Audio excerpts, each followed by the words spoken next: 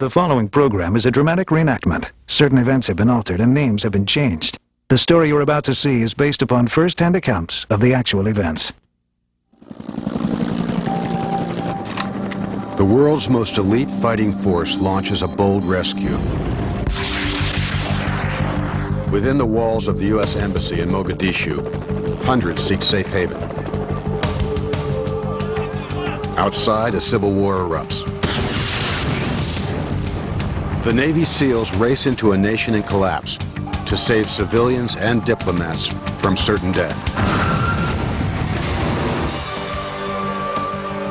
In 1961, an elite team of special forces was created for covert operations on the sea, air, and land.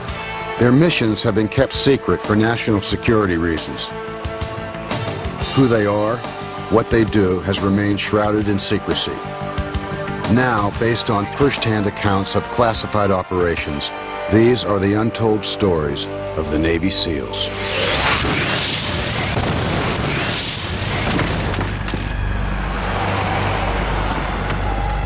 January 1991, civil war had erupted in the African country of Somalia. Rebel factions were fighting in the streets of the capital city, Mogadishu. Standing in the midst of it all was the last safe haven of Western democracy, the United States Embassy. Not again. Amy McAfee, the ambassador's assistant, had left the compound earlier in the day to evacuate her house. Hold on. Upon her return, she discovered a faulty gate was keeping her prisoner in the escalating pandemonium. McAfee had been in the Foreign Service for 7 years, even taken the terrorist response course mandated for State Department employees. But nothing prepared her for this. There was anarchy in the streets. The few Marines assigned to the embassy were outgunned and unprepared.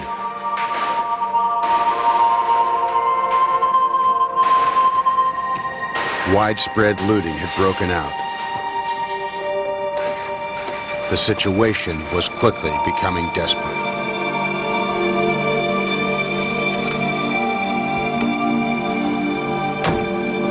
I'll try. It worked last time.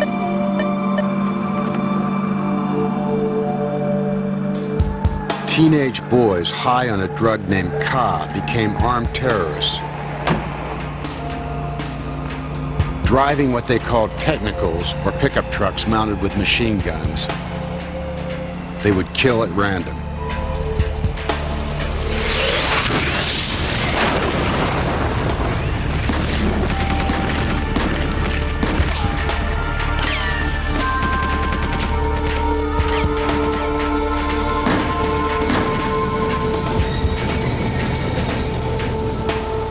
McAfee finally made it inside the compound.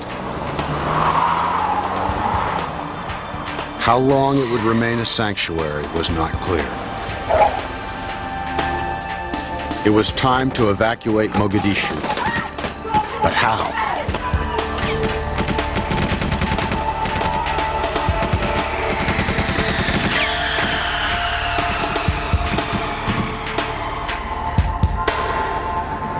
The U.S. Embassy was surrounded by the chaos in the streets. Over a dozen armed factions were fighting the Somalian government troops for control of the country. Lines of command were breaking down. There were police assassinations. Civilians were terrorized. Government troops turned on their officers because they were from a different tribe. Ancient boundaries and loyalties were fast becoming the order of the day.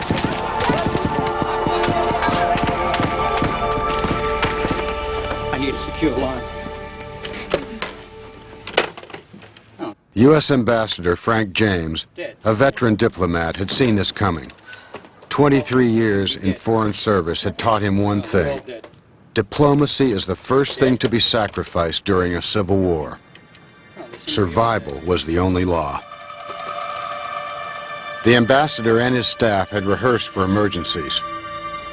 However, they had not anticipated the failure of the telephones. You better patch us through on the radio. State Department. I'll need a little time for that. I'm afraid we don't have time. The ambassador needed to get a message through to the State Department. Hello, this is Ambassador James, U.S. Embassy, Mogadishu. K7 area overrun with government factions. We've retreated to the embassy compound. Transmitting by radio, he had no way of confirming that his message was received. 2 weeks earlier, as a precaution, James had ordered all embassy families to be sent home. At least they were safe. With the rebel factions pressing in, he wasn't sure if he and his staff would ever see them again.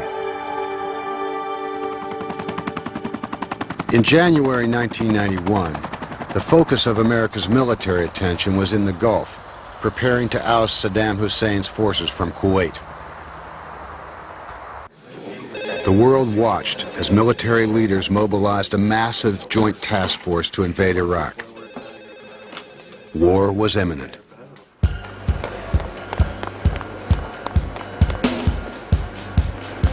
Pentagon officials were caught off guard by the crisis in Somalia. It's from the State Department. Ambassador James. The Pentagon war planners listened to Ambassador James' urgent message and call for help. The embassy was surrounded, and there was no way out. The time for diplomatic solutions was long past. Sir, the ambassador says, and I quote, there doesn't seem to be any government. The command staff quickly assessed their options. Ambassador James had asked for paratroopers to be sent in from Saudi Arabia. But paratroopers would be easy targets with so many Somalis on the ground wielding weapons.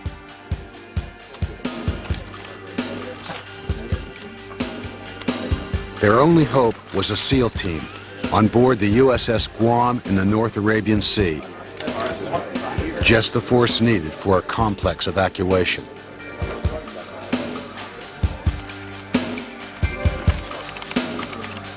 The flag officers quickly devised a bold plan. They'd have to send in the SEALs by helicopter under the cover of darkness if there was any chance of rescuing the embassy staff.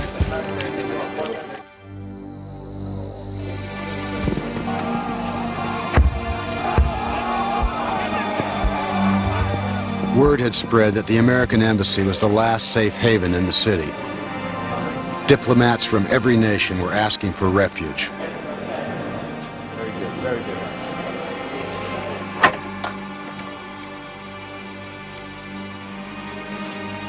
Head of security, Bob Gorman, realized the only way to silence the rebels' guns was to let money talk.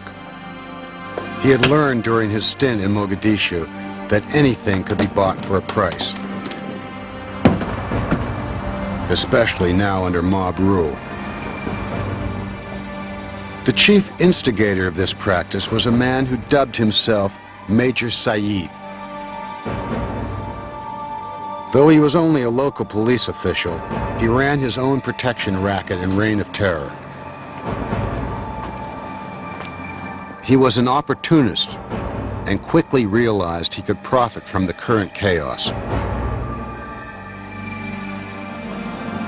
Desperate people will pay anything for even a small measure of security, and the ragtag police force he controlled could offer just that. Growing up in the inner city, Gorman had witnessed local gangs intimidate their rivals.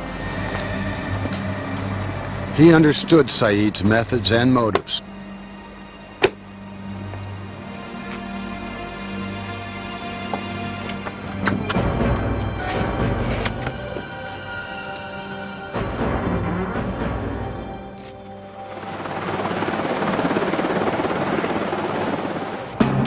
It was evening when Admiral Larry Walker got his orders to rescue the embassy.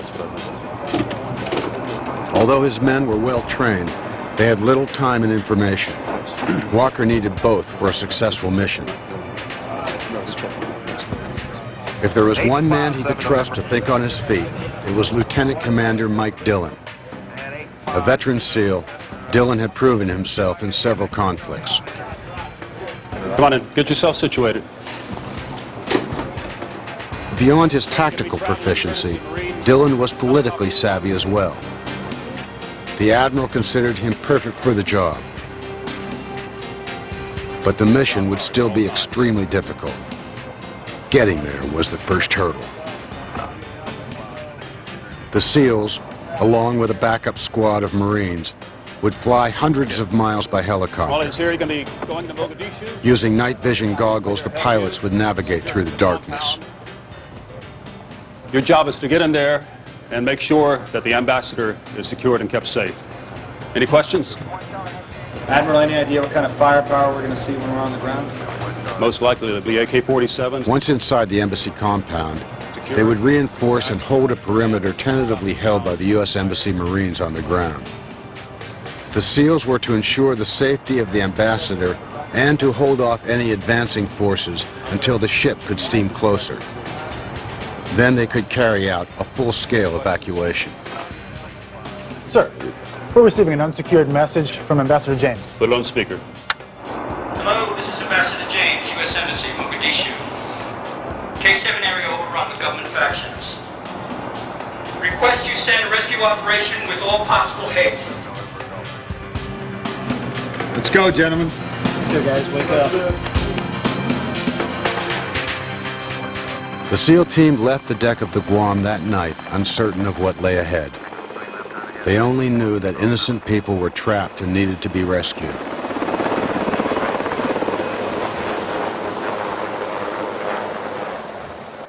As the Americans waited for help to arrive, the embassy was overflowing with non-American diplomats seeking rescue. The helicopter was nearing the African coast as Dillon briefed his troops. We haven't had a chance to discuss, let alone rehearse this scenario. We gotta get it right the first time. Anybody been to Somalia? No, sir. Never. Anyone could be an enemy or a friend. We have to remember to use our first weapon. Up here.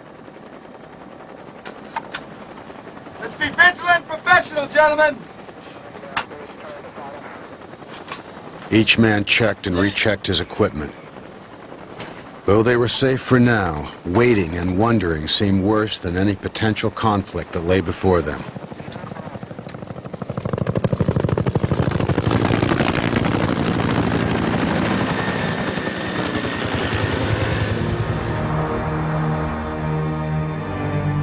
Tensions continued to escalate at the embassy. Every life was bartered for, and the price continued to climb. The payoffs to Saeed made the other rebel groups want a piece of the action as well. Gorman was keeping Saeed at bay, but he couldn't begin to manage the volatility of the other groups. It was only a matter of time until they initiated an assault.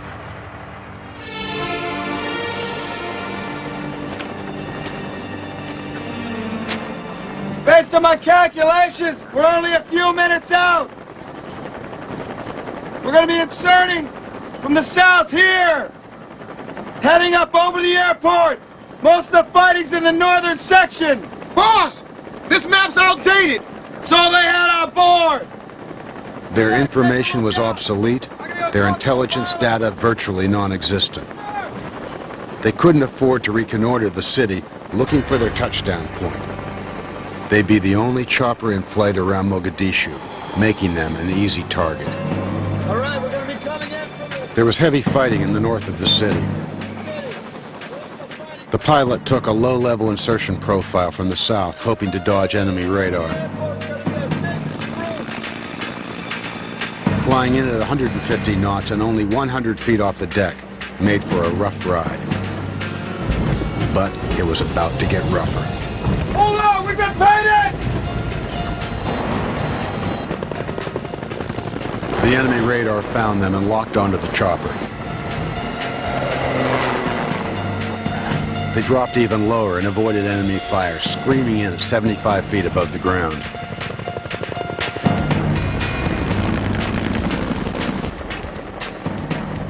Says the compound's surrounded by a large white wall. There were no ground beacons for the aircraft to lock onto. Negative, sir. Their maps were outdated, The pilots navigated through the area using known visual reference points. Damn it, where is this place? Every minute the chopper remained airborne, it was an open target.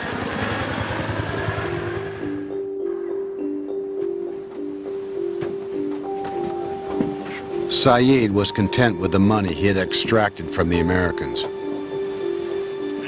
But word soon traveled like wildfire about cash reserves at the United States Embassy.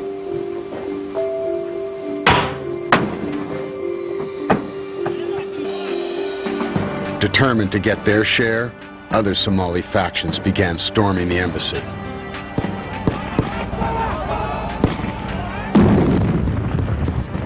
They're coming over the walls.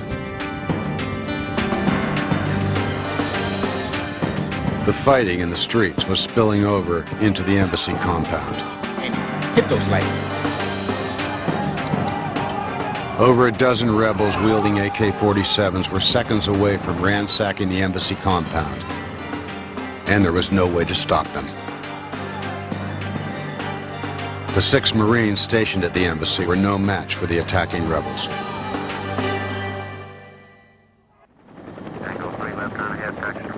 When the SEAL rescue team finally saw the gleaming white walls of the embassy, the situation was critical.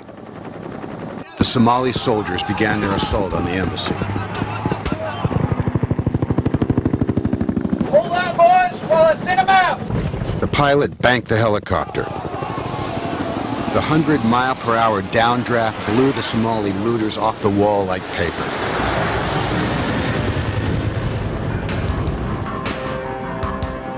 The SEALs were unaware that a few rebels had fallen inside the compound.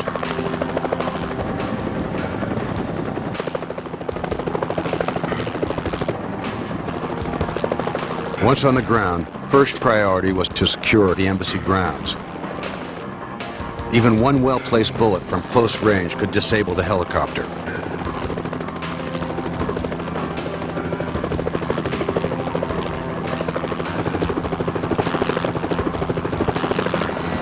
Go! You! Check the rear ground! The rest of you with me!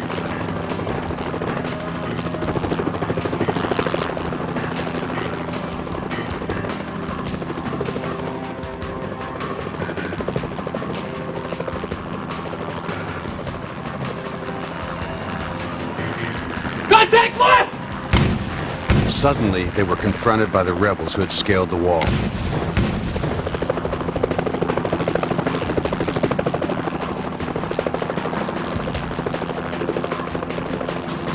Extend the perimeter around that wall. I don't want anybody within 20 yards. Use whatever force necessary. Get inside! Tell them not to shoot. What? Who the hell are you? Ambassador James! James recognized that no matter how dire the situation, diplomacy still must supersede military action. We don't want to be responsible for this situation escalating into a full-scale conflict. The order was clear. They could not fire on any Somalis unless they were actually inside the walls of the compound. Okay, rules of engagement. Take your positions and no shots fired. If a tango sets a foot over that wall, pop him. Yes, sir! Not returning fire placed them at a disadvantage. But the SEALs followed orders, though it put their lives in danger. Members of the SEAL team took to the rooftops to gain better vantage points.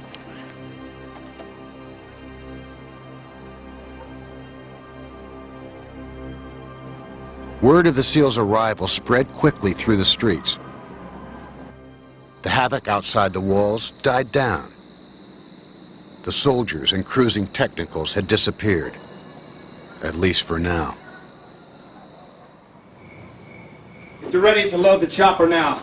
We can take at least 60 people. Excellent. That'll cover most non-embassy Americans and non-essentials. They're ready now. Though James and Gorman were anxious to evacuate, they worried about the helicopters drawing enemy fire. Dillon insisted if they left immediately, the Somalis would still be in disarray. If we leave now, they won't be ready. Dillon was finally able to convince the ambassador. We're wasting valuable time.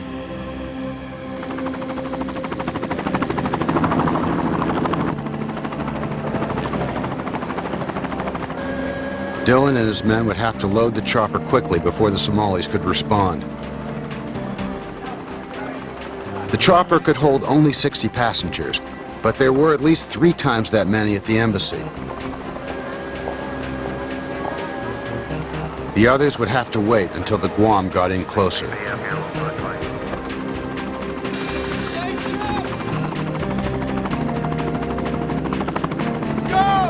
Dylan got the first wave of evacuees onto the chopper.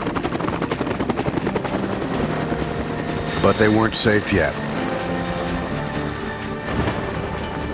The chopper would be most vulnerable those first few seconds after liftoff, when a rocket-propelled grenade could bring it down.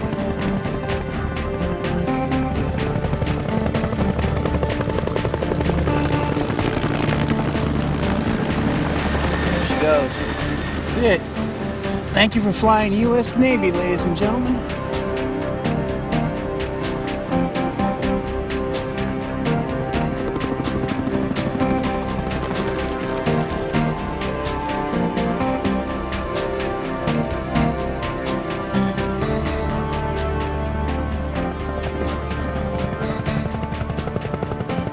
Saeed was furious that the helicopter had escaped. Every departing American meant thousands of lost protection dollars. The major concluded that the Americans couldn't fit everyone inside the embassy on one helicopter. As long as people remained in the embassy, he could exploit the situation for his personal gain.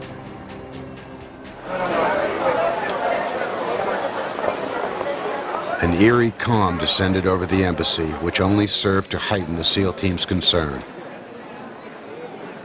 Were the rebels going to leave them alone, or were they simply maneuvering into position for another assault? There was no time to wait. The ambassador's staff hurriedly prepared for evacuation. Admiral, we cleared the chopper. We're not out of the woods yet. Can you hold the compound till we return? We'll do our best, sir. Admiral, I may be sending you some strange bedfellows. James warned the admiral that he'd be sending diplomats from over 30 countries. Bringing unfriendlies on board a U.S. warship could pose a security risk, and Walker would have to prepare. The admiral was aware that the Guam was making good time towards Somalia, but they had over 200 more people to evacuate before dawn.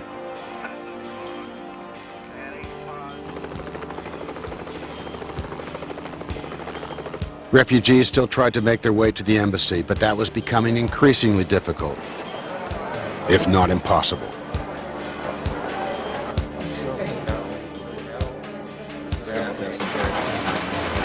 We have a situation. 3 American citizens stranded in the K7 area. Husband, wife, and child. Why didn't they come when I sent out a warning 3 days ago?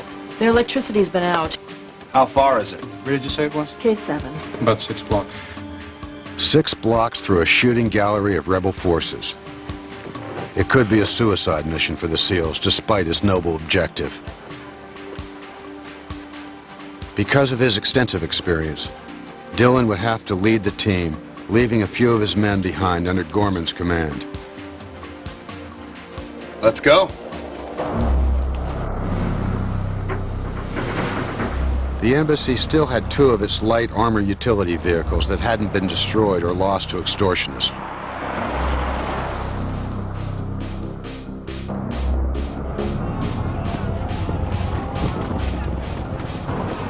An embassy Marine would serve as navigator. He was familiar with the street, but negotiating the surrounding chaos was anyone's game.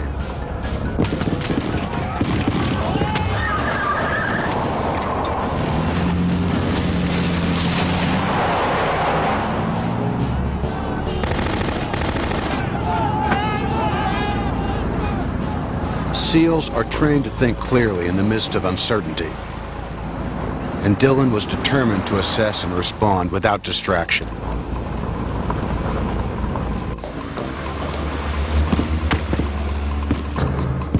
Go left.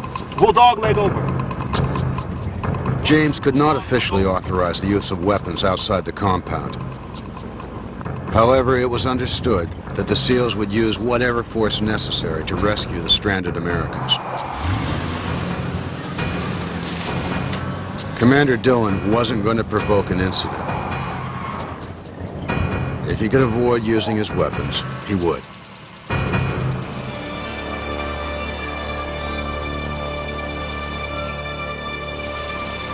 Something's up. Watch your 6. Copy that. Nothing back here. Training had taught Dillon not to let the opposition eliminate one's options.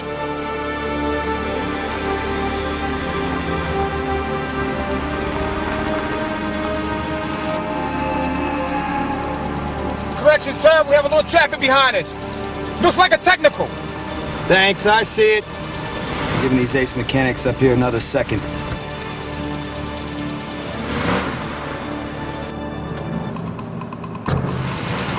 Trap, back up, back up, back up!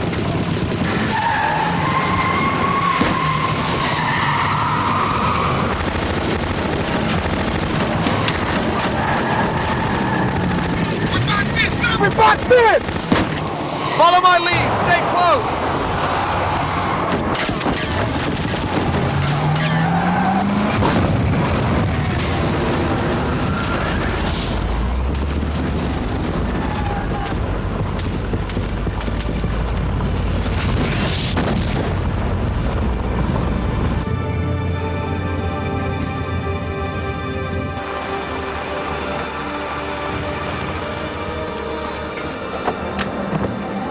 The rescue party reached their destination, but the family wasn't at the rendezvous point.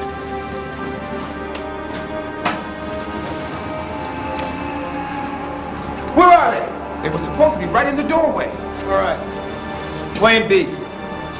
Stay with the sergeant and guard the vehicles. You two are with me. We're going in.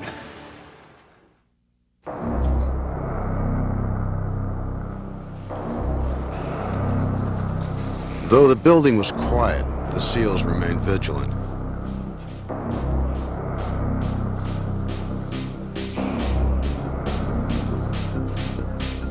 Searching for the family endangered his team as well as the primary mission objective, evacuating the embassy. Yet Dillon proceeded.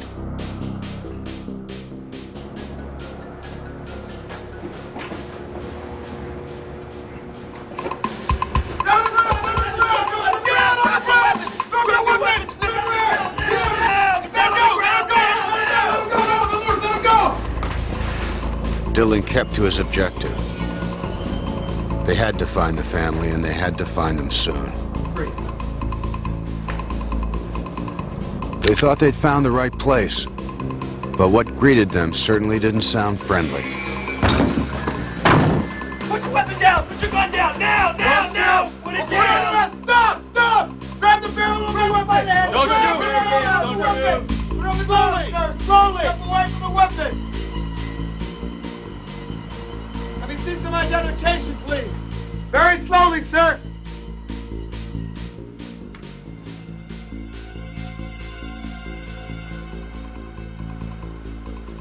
Could have gotten yourself killed, sir.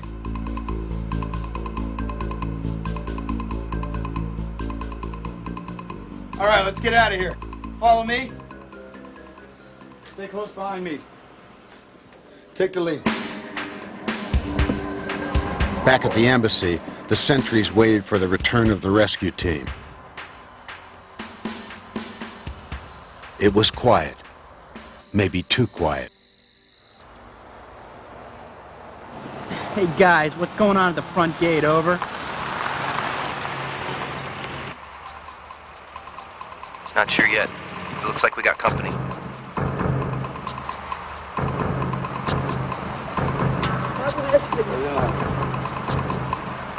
Incoming!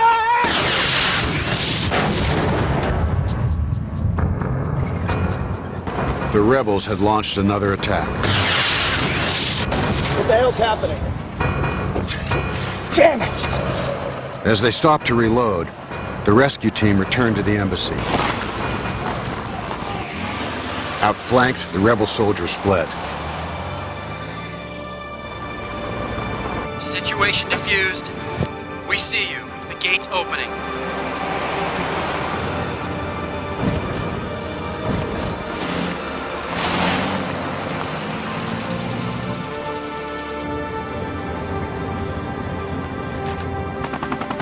The Guam continued towards the East African coast at flank speed. Admiral Walker had calculated the number of helicopter trips he'd need to evacuate the embassy. They could do it, but there could be no delay. They unloaded the first evacuees and immediately turned the helicopter around.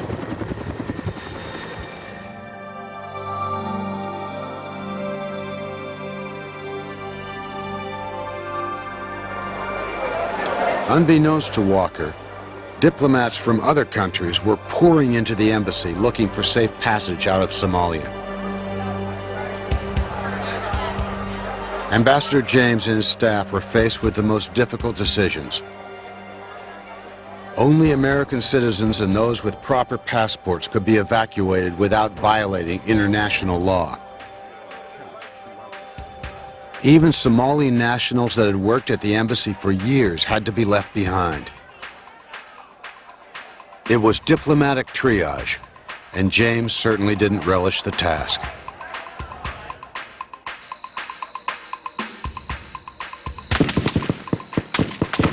The streets outside the embassy remained a powder keg ready to explode. But the SEALs would not be provoked.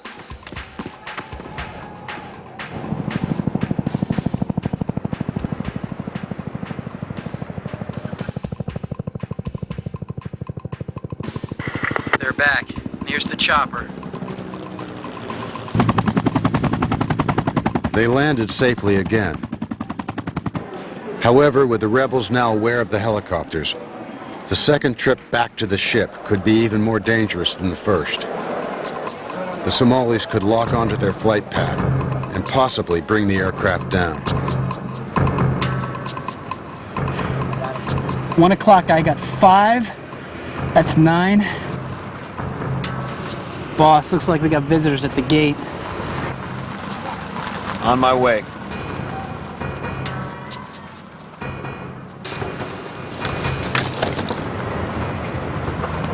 Bradley's? That's a negative, boss man. Not unless the welcome wagon's driving around with anti-tank guns.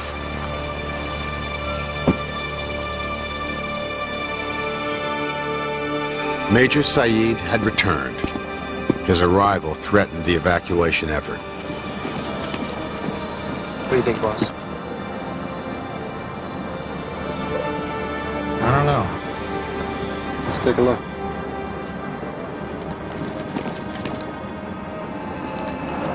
Take my left. Request permission to speak to Ambassador James. Identify yourself. I am Major Saeed. You got him covered? Like a fly on sugar. Just hold him, I'll be back.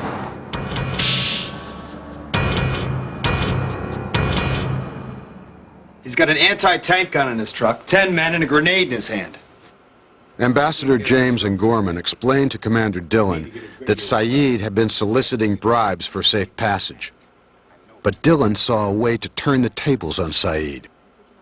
If Saeed were brought onto the compound and isolated from his men, he'd be powerless. And we can evacuate everyone without a firefight. I think it might be just the breakthrough we need. Ambassador, I'm gonna insist you wear this.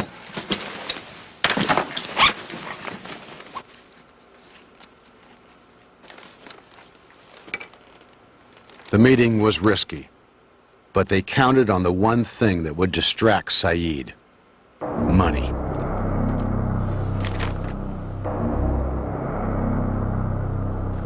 One wrong move by Saeed and we take him out. He's on embassy grounds. I won't hold fire on this. Absolutely.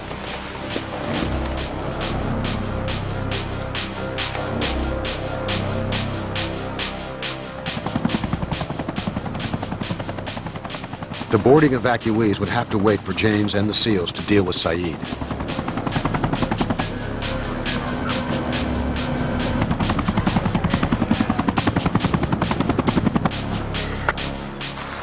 hear us each step of the way in the earpiece. My snipers will be covering you from up top. We'll say clear on your every step. If you hear left, you immediately drop to your left. All right?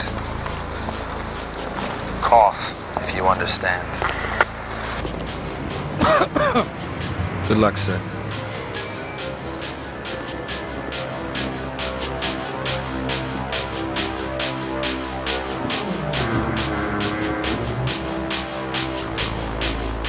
Major Saeed, Ambassador. What can we do for you this evening? Dillon demanded that the Major hand over his grenade. He had to disarm Saeed if he was going to achieve his objective. If you wish to speak with the ambassador, I'm going to have to insist.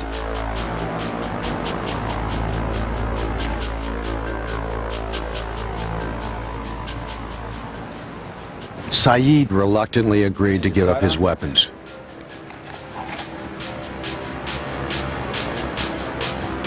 And the radio. But the Major wouldn't relinquish his radio. Please come in.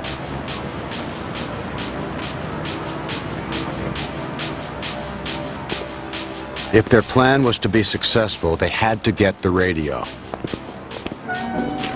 You on them? Counting his breath, sir.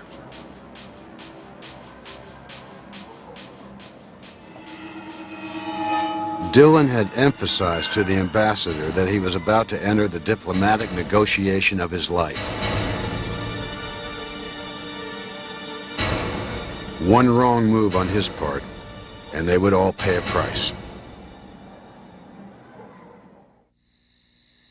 Come in, Major. Please, Major, have a seat.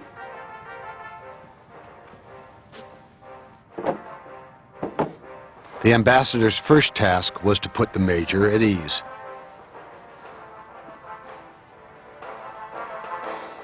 Drink? Though Saeed was there to negotiate, Dillon had an alternative purpose: to buy time until the helicopters could leave. To ease tensions.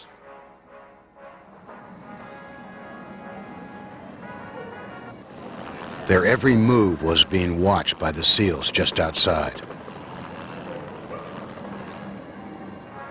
Saeed probed to find every opportunity he could to profit from the Americans' predicament.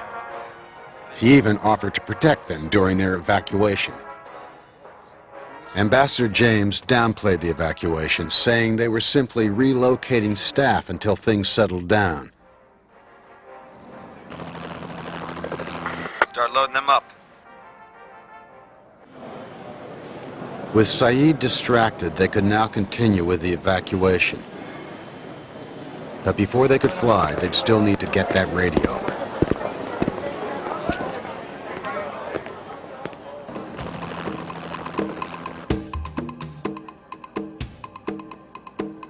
The chopper is loaded and ready to take off, sir.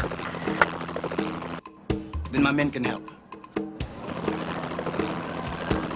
We can't let him talk to his men. We need to get that radio. I think we understand one another, Major.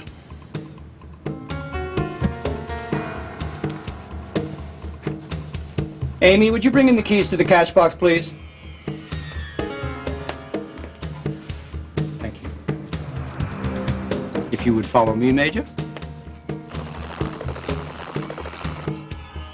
The ploy worked. Saeed had left his radio.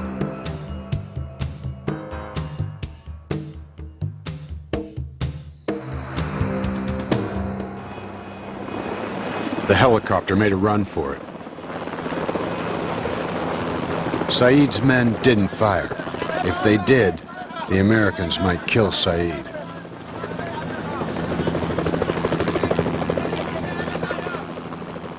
"60 more evacuees were on their way to the ship, but there were still many left to go.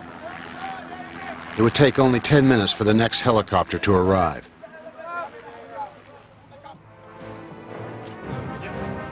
The negotiations continued without a hitch.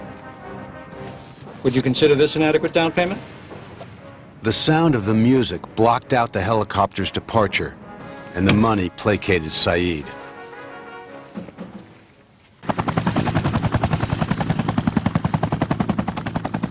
As soon as the next helicopter arrived, another group of evacuees moved to the landing area. Dillon's plan was working like clockwork.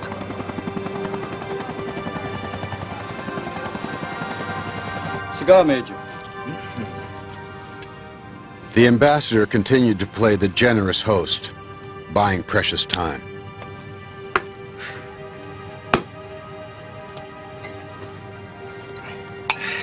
Another drink.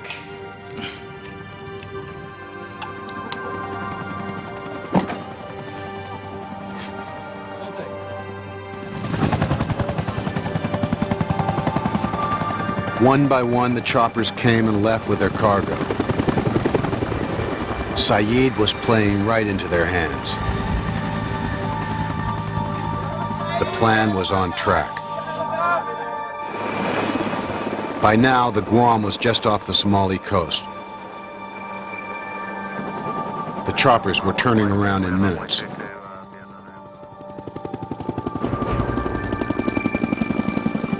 The Somali soldiers were becoming alarmed. Saeed might be held prisoner.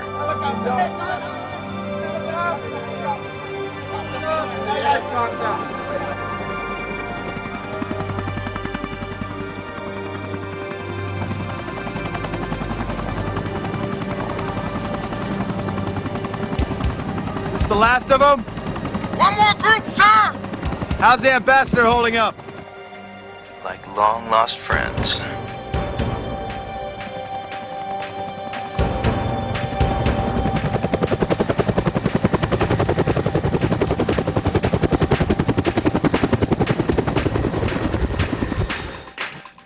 Aged in oak.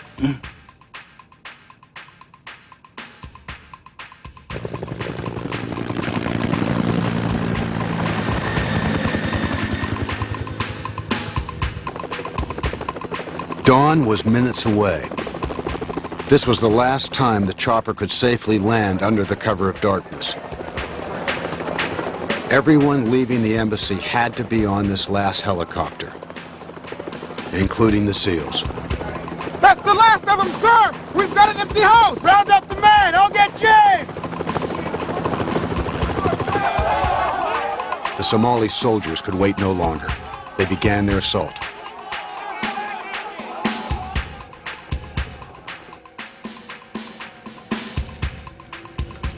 We're ready to go, sir.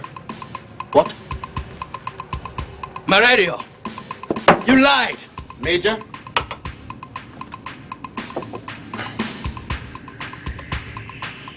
Major, the United States like to keep its friends riding in style. James offered the embassy's Mercedes if the Major would ensure safe passage. Sir, it's time.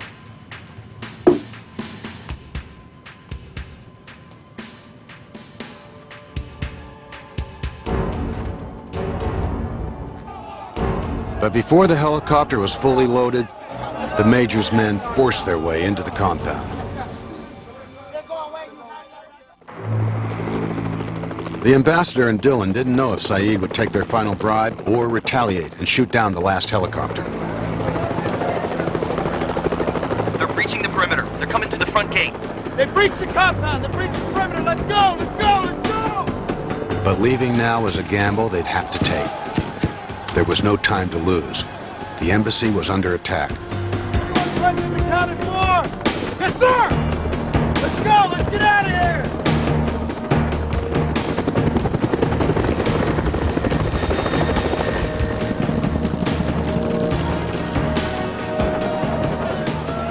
The Major, it seemed, had kept his word. The last of the evacuees safely cleared the compound. But the celebration was short-lived.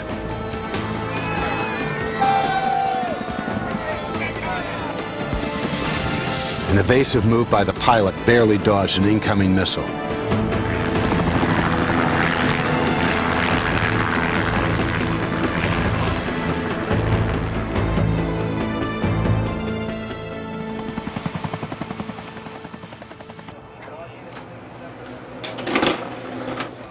Commander, my men and I need a lift to the Trenton. Can we get a chopper? Not yet.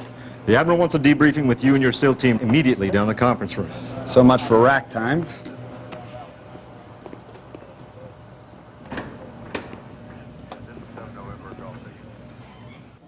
Later, they would learn from news reports that the entire embassy was overrun and ransacked by the rebels. They had just made it out. The fate of Major Saeed and the other Somali soldiers is unknown.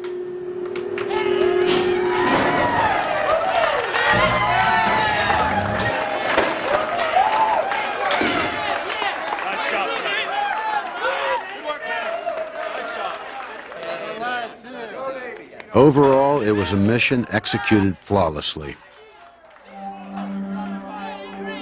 281 people rescued, including 8 ambassadors, 4 charge d'affaires, and 41 children. When people look back on the Somalia embassy rescue, some might say they made it look easy. But for Dylan, James, and the others, they knew. The only easy day is yesterday.